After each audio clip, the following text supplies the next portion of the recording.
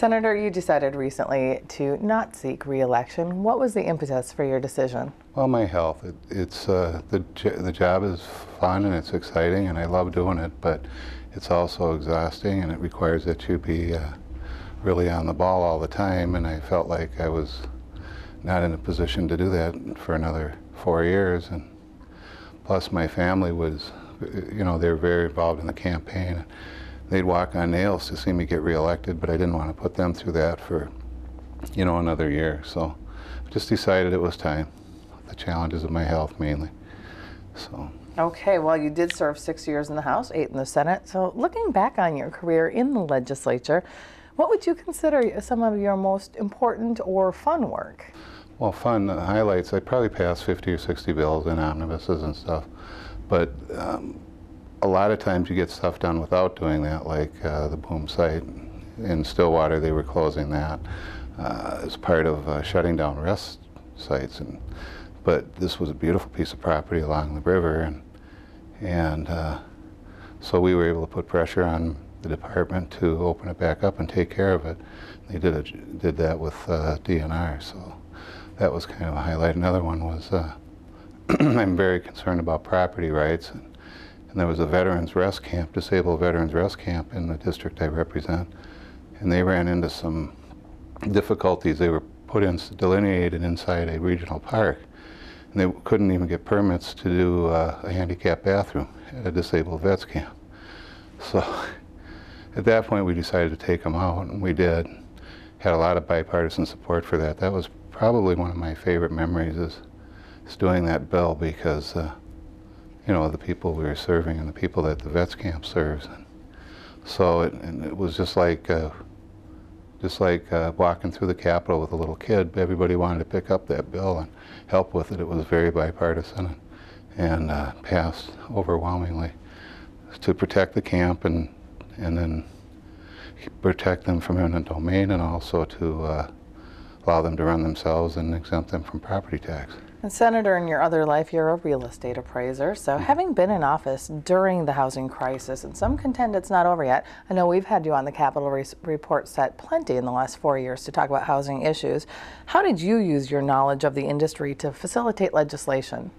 Well, I did author once the Advocates Bill. Asked me to do it for affordable housing, and we allowed them to find ways to keep it permanent after they've actually done it, after they've developed some property, and so we worked on that and found agreement with developers and builders and all those.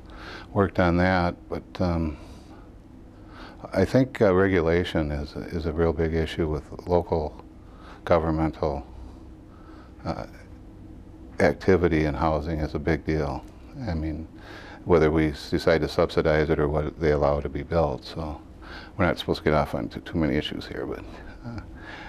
Although you're not technically going to be a member of the legislature when it convenes, excuse me, in January, do you see yourself taking a lot of what you learned here and bringing it back to your private life now, to your work life, and perhaps trying to tighten up some of those regulations that way? Potentially. I think what you learn here mostly is relationships and how to deal with other people. I think is a value that you walk out of the legislature with, because that's what it's all about. If you can't work with some people, you can't get things done. If you have to agree 100% on everything. So what are you going to miss the most when you step away? I think being able to, one of the things that you do that isn't legislation, it isn't the bills you pass all the time, but it's being able to help people. Someone will call up and they have nowhere else to turn. And sometimes you can help and sometimes you can't, but it's amazing what a call from a senator will do. Surprises me even today. What it can do to kind of shed light on things and get things moving that might not otherwise move. So the ability to help people that really have nowhere else to turn, that's one of the most exciting parts of the job. What's next for Senator Ray Vandeveer? Spend time with my family, which has been a challenge the last 14 years.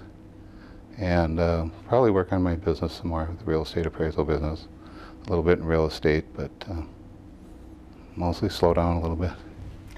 Senator, there's going to be a very different legislature next session. Do you have any advice for the new members? My advice to new members is, keep your mouth shut, pick your enemies later, not at first, and get along with as many people as you can, but still know the listen, learn, and remember the 4 words, I can't do that. So. Senator, here's your chance to speak to your constituents. What would you like to say to them? I would like to say thank you. It was really a privilege. Very few people get to do this, and I just really enjoyed it. And I think they place a lot of trust and confidence in you when they let you come down here. And they've been very respectful, very, how do you put it, gracious and easy to work with, and just not a lot of conflicts. They're always respectful, and I just want to thank them. All right, Senator Ray Vandeveer, thank you so much for your time and your perspective. Certainly.